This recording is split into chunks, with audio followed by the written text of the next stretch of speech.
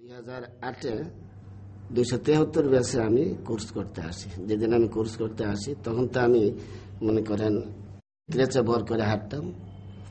এবং 4তলা থেকে নামার সময় আমার যে কি একটা ফিলিং ছিল, উপলব্ধি ছিল যে আল্লাহ আমি কি করে নামবো, কি করে উঠবো, এটা অকল্পনীয় ছিল।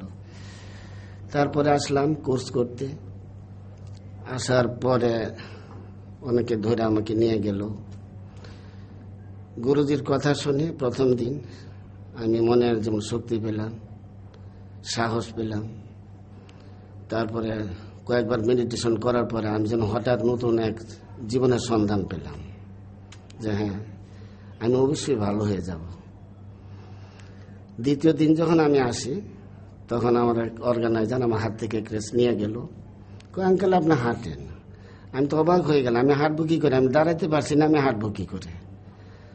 তারপরে হঠাৎ পা রাখা থম দাঁড়ায় গেলাম।